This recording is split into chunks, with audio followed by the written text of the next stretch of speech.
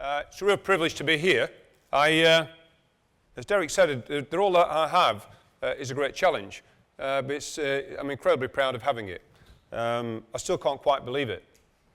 Often people, when you walk in the room or people introducing you, turn around and say, and the Commissioner will say, and I look round to see who that is. So I still can't quite believe it. And there are colleagues in the room who I started with, whether it be Graham, and Keith Lumley's here, Billy Hotchkiss from South Yorkshire. From fairly humble beginnings, as I'm sure all of us have, to achieve what I have now remains a great privilege. And we have got a great organisation, the Met, 50,000 people, another 5,000 who are volunteers. The public are kind enough to give us £3.5 billion at the moment. And we provide a service for what we found out with the census the other day is about 8.2 million people. And in 10 years, the population growth from around the UK, 25% of the population growth has happened in London. And that's been a massive change and a massive amount of diversity for all public services, for all the city, and particularly, I think, for the Met to try and get its head round. I know that it's never easy to get speakers for events like these. Derek had some difficulty getting a speaker for this particular slot. First of all, he tried to get hold of a chief constable who was regarded as the most intelligent person who was going to give the talk. Well, sadly, they weren't available. He then tried to get hold of the best-looking chief constable and found that they similarly weren't able to make it. And finally, tried to get hold of the best and most effective chief constable he could, and neither were they available. But Derek, after you'd asked me 3 times, with some humility, I thought, well, I better do that. I have travelled around quite a lot. Sheffield and South Yorkshire, as I've said. I've been over to Liverpool, and I can't see them, but I understand that there are people here from Merseyside, which I'll be glad to meet up with later. And then down to London. 3 great cities, all separated by a common language. But fortunate to survive that, although I know that when I was in Sheffield it wasn't that straightforward. I remember as a PC within a plain clothes department trying to deal with a glassing and suddenly got a really bad injury. I lived in a village just outside Sheffield and rang this guy and said, well, can I come and get a witness statement from you? He said, yes, but the address I didn't know. I said, well, I'll direct you. He said, so if you go along the main road into Stocksbridge, you go left up the hill, you turn left again, then when you get to the end, I said, well, actually, the road, it comes to an end. I said, oh, you mean a cul-de-sac? He said, no, mate, it's a bungalow. So language is never that straightforward. In Sheffield, it's never been straightforward at all. But what I wanted to talk about, a couple of things today. The first of all, I wanted to recognise the contribution of the people who are in the room. The superintendents and chief superintendents who are here, but also those that you represent. It seems to me we do often underplay and underexplain what you do. You do have 24-hour responsibilities, both directly and indirectly, as Irene has mentioned already. You have life-changing decisions to make. Sometimes it's direct, and we talked already about things like firearms jobs, or we could talk about SIOs in murder inquiries. Very direct decisions which impact either on a life-threatening situation or one where someone's already lost a life. But sometimes it's the indirect ones. It's the ones around missing from homes, which start out as one that's disappeared and come back in an hour, or turns up as a body, sadly, a few days later. So in many ways, it's an incredibly stressful job. Those pressures are direct, internally, from above and from below, and of course the community expects a huge amount from you and from us. It seems to me that we don't always recognise the contributions that the senior operational leaders make. So on my behalf, and I'm sure on behalf of the colleagues from ACPO, just to say to you, on behalf of your colleagues, thank you for all the work that you're already doing in what is getting to be a more and more demanding world. I doubt it'll get less demanding. I don't think I or anybody could ever promise that. There will be more inquiry. There'll be more interrogation by media. There'll be more interrogation by governance. There'll be more interrogation, I suppose, like people like me from chief officer level. So I think that will never get easier, but I think it's always important to say thank you for what we already achieve and what we've already done. I'm going to talk a little today about hope and about the opportunity I think leaders have to instill hope, even when it's difficult. In fact, I would say, particularly when it's difficult, is the opportunity for leaders to make a difference. Because it's all so easy, isn't it, to get trapped by all the challenges and then to think, well, actually, because of all these challenges, we must get worse. Well, I'm not sure that that is necessarily true. But what I can be sure of, and you must have worked with people in the past, if the person in charge says, we're not going to get through this, it's going to be really difficult, I'm getting down about it, the people they lead will follow that path. The obverse can be true, is that if people are upbeat, are optimistic, do describe the challenges and work out what they can do about them, I think that gives a far better chance of success for the future. So I would argue that this is the best time to be optimistic, the best time to be forward-looking and constructive. And I would argue that what we need to do is to embed quality in what we do and be innovative. Because at the time that we've got more pressure from demand, at the time when we've got less resources to meet that demand, then that's the very time we need to be innovative and embed quality. Because one of the benefits of quality is that we don't have to do it twice, and we find that we can invest less in doing it the first time and make sure that we invest more in the specialised areas that sometimes we need to invest more in that happen to very infrequently, but we still have to get right. I'm going to be parochial for a short time just to say why I think we should have great confidence that we can succeed in meeting that challenge and being optimistic. Irene went through why we should already be proud today. This year has been pretty exceptional for British policing, but I'm going to be parochial about the Met and about London. Irene went through, we did have the Jubilee celebrations, not on one day, but over a 4 or 5 day period, when there were over 1 million people on the streets of London on various days and enjoyed it and were kept safe. We had the Olympics. In between the Olympics and the Paralympics, we had the Notting Hill Carnival. And I pause there just to mention that the Notting Hill Carnival, we had about 7,500 police officers in probably about a square mile. Bearing in mind that we had about 9,000 officers deployed for the Olympics. So that of itself is a great operational challenge, which the Met meets every year. But on this occasion, following on from the previous year, when, if you remember, one of the concerns about the Olympics and the Paralympics was there'd been some horrible riots in London, some terrible public disorder. Could we really run the Olympics and keep Londoners safe and make sure that didn't happen again? And if it did happen again, were we going to be able to deal with it? So for me, the Notting Hill Carnival was an issue that we had to make sure that we got right. And then finally, as early as last night, we finished with the Paralympics. And we've now got running today the Great Parade to commemorate all the great achievements of the Olympians and the Paralympians, and also to say something about the volunteers, the security, the military who came in and helped. I think it's been a fantastic achievement, spanned over 105 days. Now, both British policing, and I think the Met can be proud of that. What I'm particularly proud of in London is that 99% of the time we answered our telephone on time. Despite all those challenges, despite getting 6 million telephone calls a year, and we also met all our response times too. So if you wouldn't mind me indulging myself, who's here from the Met at the moment? You just mind standing up? Ladies and gents, this is very parochial, and it may not be fair, but I feel incredibly proud of them and the people they represent. They've done a fantastic job.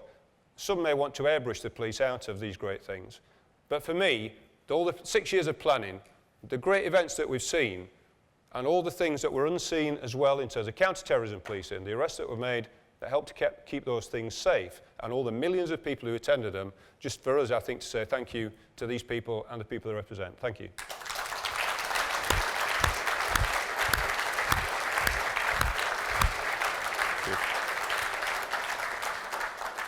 That was just my way of finding out where they were, actually, really.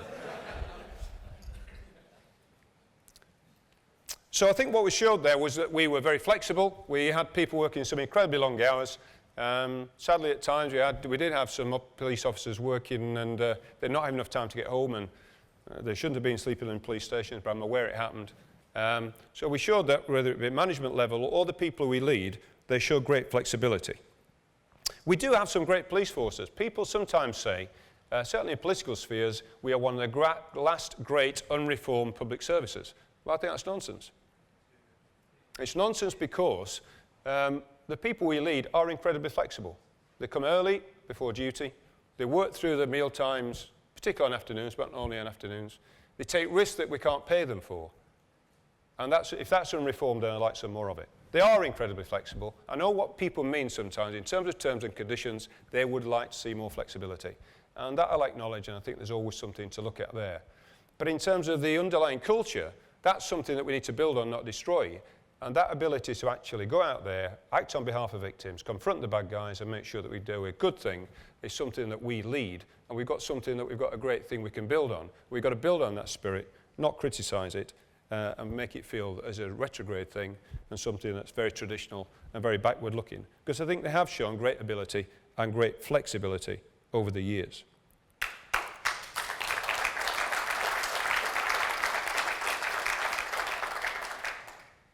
However, there are some challenges, and the easiest one to describe is the hardest one to address, which is that we have to find a lot of money.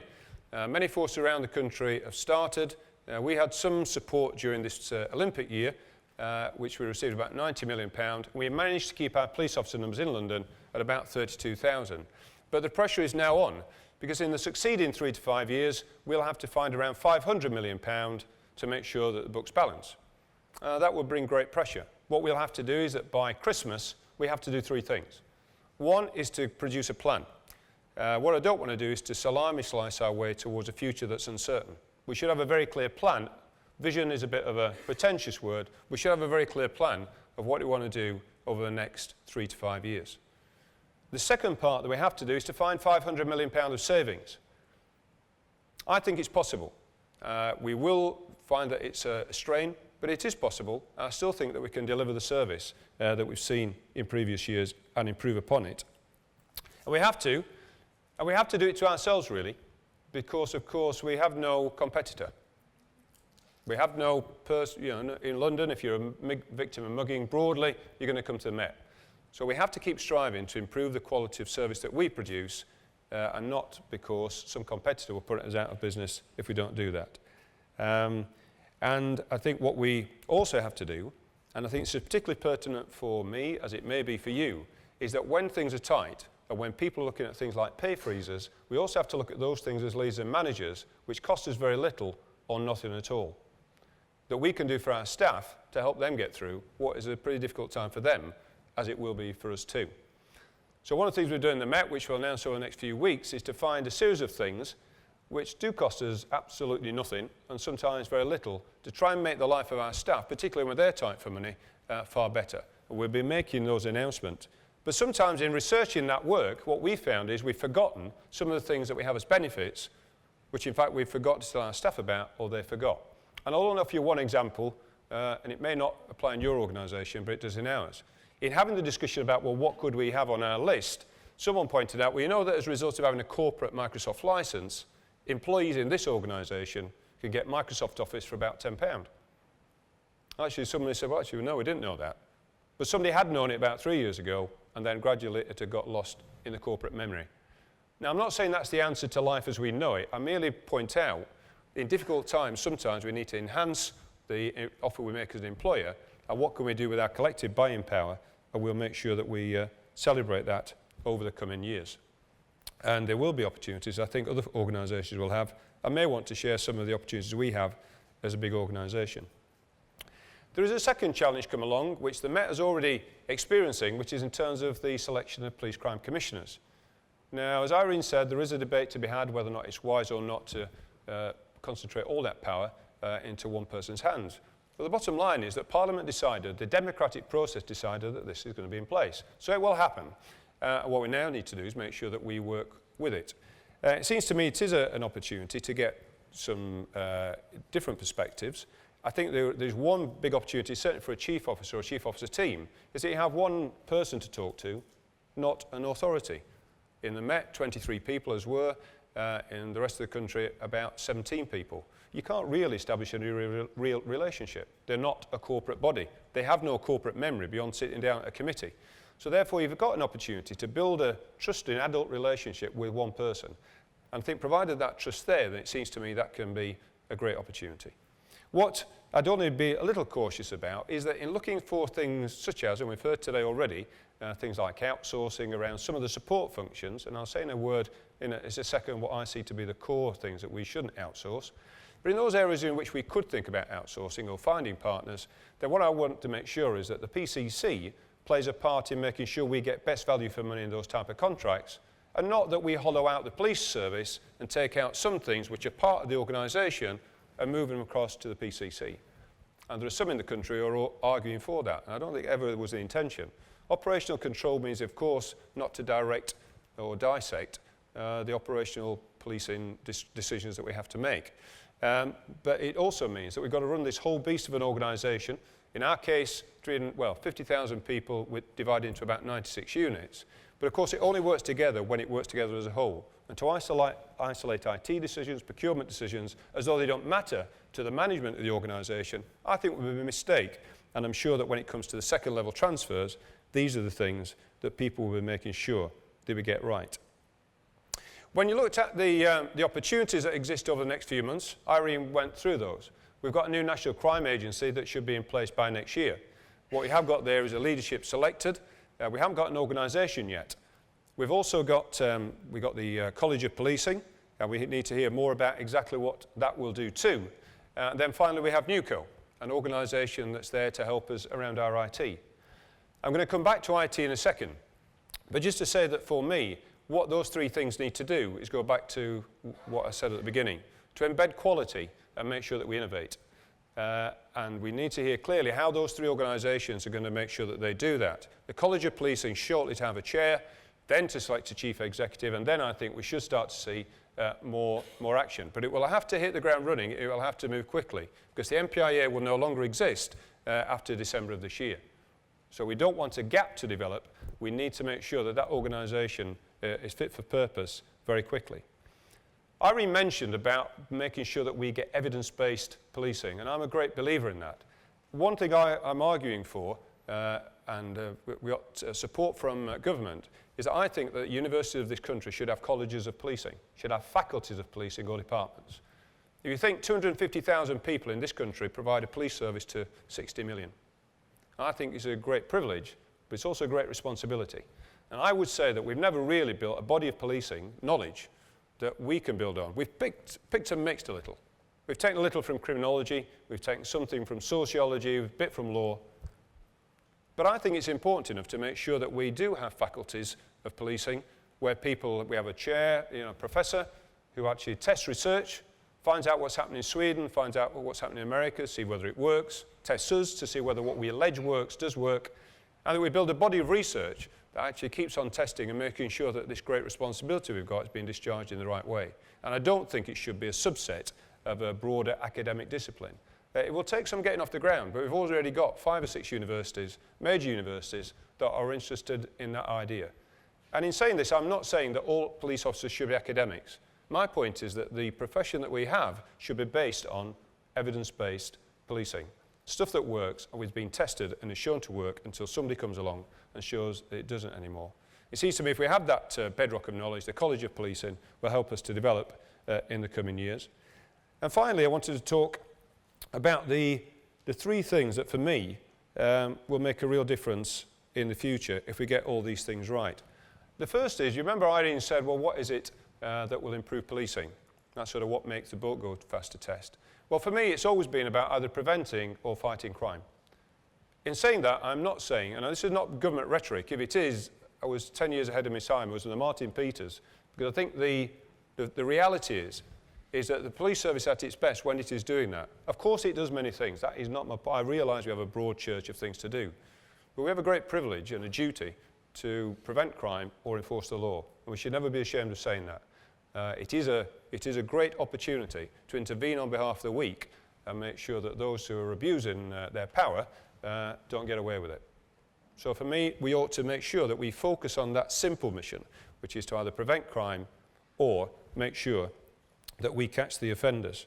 So I think if we keep focused on that, then we will not go far wrong in the future, even if we have less resources and even if we have challenges that we find difficult at times to meet.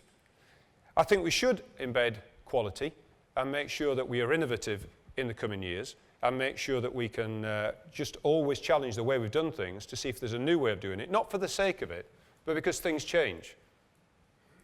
If Apple iPad comes along, if a social network comes along, it's not going to say, well, we've never used that before.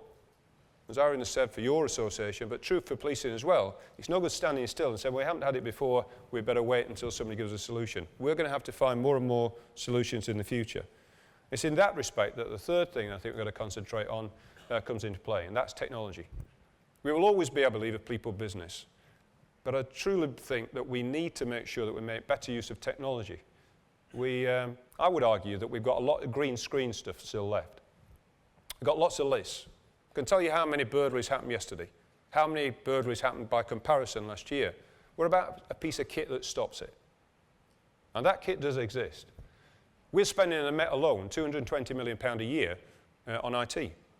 Across the service, we spend about £1.2 billion, huge amounts of money. And I would challenge that, in fact, we're getting good value for that. I think we're investing in legacy systems that continue to do what we've always done. Yet we've got ANPR. It tells you from a number plate, is that car stolen? Is it being driven by a murderer? And at times it looks like we drive around and we prefer to stop vehicles at random. Have we changed our whole process of policing to say, actually, that piece of kit is our best saviour in terms of stopping crime or arresting offenders? Or do we regard the pings in the corner as a bit of a pain, and we get round to it when we can? And although I think we've made great progress, it's things like that that in the future will make a difference. Facial recognition, fingerprints on the street, DNA that gives you an answer in an hour, not in 3 days. These, I think, are the places where if we invest our time, it will make a great difference, and invest our money. But our processes will have to adapt to it and not regard it as an irritation. And we'll only do that with the 250,000 people we lead if we have the thoughts and put it into investing in the fight against crime. Only in closing, just to say, if you remember where I started, it is that I wanted to just say a few words about hope. Even in a difficult environment, I think it's the task of leadership to inspire, to communicate, and make sure that the people we lead think that there is a more positive future. Of course we will challenge. We will want to make sure that our arguments are heard, and where we've got problems, we'll articulate them. But I genuinely think, particularly in a time of recession, particularly in a time when society is being challenged and is not sure where the next penny is coming from, and I don't think we're yet through what the CSRs of the past that will deliver in the future. We may yet see far more challenges around money, so we may not yet have concluded our challenges. It's even the best, particularly the best time to make sure that in terms of leadership, we've got an opportunity to make a difference. So thank you very much for listening to me. Thanks for the opportunity to address your conference today. And I think there may be an opportunity to ask questions if John would like to lead it. But thank you. Thank you, Sir Bernard.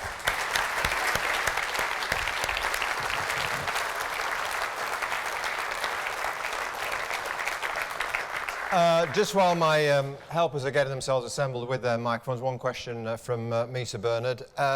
300 superintendents posts already gone. Will that really make policing better? Well, whether it make it better or not, it's reality. The reality is that we've already lost 1,900 police staff in the Met alone. If you look around the country, we've lost a lot of police staff. There are some arguments to say that in some areas, I think we've got over-egged with leadership. I think not more leadership doesn't always mean better. And I'm afraid that the reality is that, you know, if we are going to end up with 14% less of our grant, we will have to probably spend less on management. Have you any idea, hands up by the way, anyone wants to come in, please let me know as soon as you can. Have you any idea yet where, in the Met, for example, you're going to find £500 million worth of savings? Yes, but it will be, you'll accept here, is it will mean less people. Any idea how many less? No, well, if I did know, I wasn't going to announce it here. But I genuinely, John, don't know. I do know it will mean less. But it'd be unwise for two reasons. One, there's an appropriate process to go through, I think, not least of which is the people I work with deserve to hear first. And the second thing, in terms of governance, we need to talk through that with people. And genuinely, we haven't got to the bottom of the numbers. We've got some broad ideas. We think we might be able to keep at least as many constables as we've got, and possibly historically more. But we think we can find savings. And I can't speak for the rest of the police service, but we've acknowledged in the Met, and the colleagues here who you can talk to after I've gone. But there are opportunities for saving. There are times where we can waste money. Now, I'm not saying that will account for all of it, but we know that there is something to look at there. And although people might say, as your question challenges, well, hang on, you're going to spend less on leadership, therefore you must get worse, if you like. We're doing something between now and Christmas, which I did in Merseyside, which was to get all the people we selected as leaders together in a room in large groups. So in Merseyside, we had 7,500 people. And we got together about 1,400 in groups of about 200 or 300 to do some work with them. Every year, we get them together. We're doing that in the Met. It's 10,000. Now, out of 50,000, that's quite a high ratio. Now, there are reasons for that in the Met. It's a different sort of organisation to others in the room, but I'm not sure that the ratio at that level is sustainable, and I think there are benefits we can find if we make sure that we reduce the management costs that we've got. I've got a question over there, and it's just for the sake of it, remind them who you are. So one or two may not know, I do, but you tell those who don't. Yeah, good afternoon, Commissioner. My name is Gavin Thomas. I'm a Chief Superintendent in Gloucestershire and a member of the NEC. My question really follows on from what you've just said there, and particularly around your comment around our core mission, so to speak, of preventing and enforcing crime, sometimes brings the Office of Constable into conflict in enforcing that duty of being enforced without fear or favour. I'm interested in really of your view of the recommendation which is currently hanging there around sustaining officers' service before they finish their 30 years. What's your view of that? Well, I'm not sure there is that proposal. I mean, in terms of redundancy, is that what you're talking about? Yes. Right. It seems to me that at the moment there is no great need for it. But if we don't have it available, then I think as managers we'll let someone down. Because at the moment we think we've got a plan to try and achieve, in our case, 500 million, but you've all sharing the responsibility to make savings in the coming years. You know, as I do, that the 80% of our revenue budget is spent on people. If we can't lose people at the rate of turnover, I don't know how to make that work. So I think, although I know it, particularly for the Federation, they are concerned that this hits at the Office of Constable, I have to be honest, in terms of leading 50,000 people, 2/3 of them at the moment are not subject to that possibility. 1/3 are, and we've already lost 1,900. If that's the only way we can find savings, one, it's going to unfairly and in disproportionate affect them, and probably as importantly, means that the ones who are at the front line will not get the support they need. So I think we have to at least keep that option open, because I don't know how we will make the savings otherwise, but perhaps somebody has a better idea. Do you want to come back on that, Clive? Yeah, I would like to come back on that. In terms of, again, your view here around this proposal, if it comes in, do you think this would potentially take our service into a different place away from the original principles which Peel introduced? Well, that's an interesting question, but I'm not sure what the answer to my question is, which is what's the alternative? Because unless somebody gives us some money, and unless we stop paying salary, we will run out of money. Can I compliment you, by the way, and thank you, because my son and his mates rather stupidly left all their band equipment in the back of their car the other night, and it was nicked, and within hours, thanks to some brilliant work by the Metropolitan Police, they had it all back. So thanks very much indeed for that. Really. Good. I thought it was going to be a bad news story. I even tweeted. I tweeted it. I said, well done, Met, fantastic. What I think many people like me are concerned about is if and when all this goes through and you make those £500 million savings, and likewise other forces up and down the country do similar things, would we still get that kind of service? Would we still get that kind of response? Your response was immediate, the clear, couldn't have been faster, 3 hours. Will we still get that kind of service? I think so, and I know that, you know, it would be easy for me just to, this is what I say about leadership, it's always easier for me in a room like this or a room with the Federation representatives to say, well, actually, if we have less money, we must give a worse service. And I honestly don't believe that. We're losing 14% of grant. That's what we're losing. It would be best that we lost nothing, but that's going to be the reality of it. There's going to be a compound effect, because obviously if inflation gets worse over 3 years, then 14%, maybe 20%. But even if you took us back to 2001, roughly about 10 years ago, the police service in terms of number of officers was about 125,000, something of that order. Today we have, even now with the reductions, over 140,000. So in that time there's been an increase in officers. At the same time we recruited, I think it's about 10,000 police community support officers. They're still there. Now I'm not saying everybody's going to be there in the same numbers, but I doubt we're going to get back to the 125,000. So my point is, as leaders, we've got to consider there's a possibility we may be able to survive. In fact, I'm sure we can survive. We will hedge along the way. But I don't think it's like somebody saying, I tell you what, you've lost half your budget, or even a quarter of it. And of course, we have about 5% turnover every year. So in 3 years, that's 15%. If we did nothing else but allow turnover to work through our budget. So I'm not stood here proposing reductions in grant. I'm not stood here asking for more. But I do think that we, as leaders and managers, we've got an opportunity still to deliver great service. We have another question over there. Identify yourself, please, and you pose your question. Good afternoon, I'm Nora Holford. I'm Head of Protecting Vulnerable People for Thames Valley Police. And it's kind of following on what the question said in one of the other of your strands about technology. One of the biggest issues we face in Thames Valley is we've got a lot of legacy systems that take significant IT resource and money to keep maintained, which means they actually haven't got the capacity to bring in the new systems we really need. And the budget is difficult to find to do that. Do you face a similar issue in the Met? And if so, what's your ideas about how to go around moving that forward? Well, I think we do, in short, but I think I challenge every police force in the country and, well, who's represented here. If you look at your IT spend, you'll often find the thing that drives it is legacy. When a license on a piece of IT runs out, you replace it, and you argue all day about how much, but you just replace it. And if you took just one example, command and control, very expensive piece of kit. I'd argue it doesn't actually get you to a scene of a crime any quicker than a piece of pen and a piece of paper. Provides you with good management information, but is it worth, in our case, £30 million? And I'm not sure. I'd at least want to challenge the assumption we keep on investing in that piece of kit, assuming that it helps us to get to that job quicker. So I think the first thing to do is to get control of your own budget. And certainly, I think we would say in the Met is that often that has been outsourced to the IT department. You know, not what does the business need, not what does we need to help the victim, help fight crime, but the IT department delivers a list every year without the business saying, this is what we need. We need something that recognises people on the street, finds out they're on bail, and we lock them up. Are you happy with that response? Yeah. One other point from me, in the absence of any other... Oh, well, before we go to the next question. Irene raised a point, 43 different forces. You've been around yourself, you've been to Sheffield, you've been to Merseyside, you're now in London. Is that a sustainable option, 43 forces?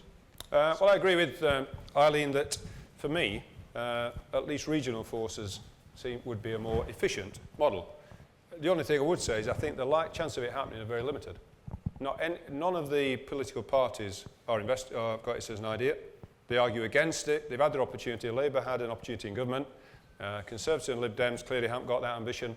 And I don't hear anybody arguing for it.